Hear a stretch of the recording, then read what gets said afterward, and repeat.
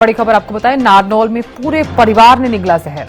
दोनों बच्चों के साथ दंपत्ति ने खुद भी जहर निगला। सुसाइड नोट लिखने के बाद जहर निकला। जहर निकलने से मां और एक बेटे की जान चली गई है। पिता और दूसरे बेटे की हालत गंभीर है। रोहतक के पीजीआई रेफर किया गया।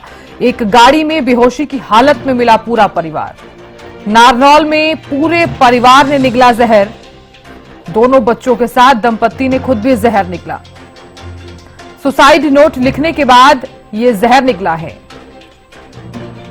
और तस्वीरें भी आप तक हम साझा कर रहे हैं। नारनौल से ये बड़ी खबर। तो बेहोशी की हालत में पूरा परिवार मिला है। पूरे परिवार ने ये जहर निकला है। खबर पर ज्यादा जानकारी के साथ अक्षय यादव जुड़ गए हैं। अक्षय, ये जो मामला सामने आया है, पूरे परिवार ने जहर निकला है, क्या कारण रहा और फिलहाल क्या जानकारी सामने आई है? किसी आस पड़ोस के किसी व्यक्ति ने कोई बयान दिया हो? क्या जानकारी इसमें?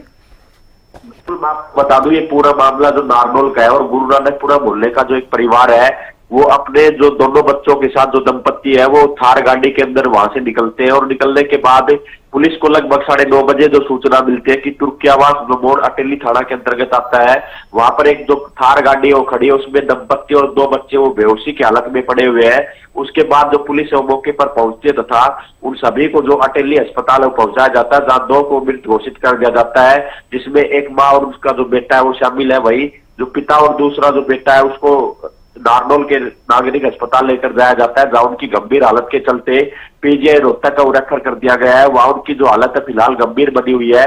उसके बाद जो पुलिस है उनके परिजनों तक मोबाइल नंबर के जरिए पहुंचती है और जब उनके घर पर पहुंचती है तो ऐसी जानकारी मिल पा रही है कि एक सुसाइड नोट है वो एक बरामद होता है। उसमें उन्होंने आर्थिक तंगी का जिक्र किया, साथ ही फाइनेंसरों के ऊपर भी आत्महत्या के लिए जो ये कदम उठाने के लिए कहीं ना कहीं आरोप है उनकी तरफ से लगाया गया है। पुलिस ने सुसाइड नोट है वो भी अपने कब्जे के अंदर ले लिया और दोनों जो शव है उनको पोस्टमार्टम के लिए नारनौल के नागरिक अस्पताल पहुंचा दिया गया है और बाकी जो 2 लोग हैं उनकी स्थिति फिलहाल गंभीर बताई जा रही है और पीजीआई रोहतक के अंदर उनका उपचार चल रहा है। अब जो उनके परिजन है वो भी अस्पताल के अंदर पहुंचना शुरू हो गए हैं तथा अब पुलिस जांच के बाद ही स्पष्ट हो पाएगा कि आखिर ये लोग क्यों नारनौल से गाड़ी के अंदर सवार होकर तुर्कियावास अटेली के तक पहुंचे और वहीं पर जाकर इन्होंने ऐसा कदम क्यों उठाया है, इसके पीछे क्या वजह, ये सब जो है पुलिस जांच का विषय है। उसके बाद ये सारी जो जानकारी है वो स्पष्ट हो पाएगी। जी बिल्कुल अक्षय।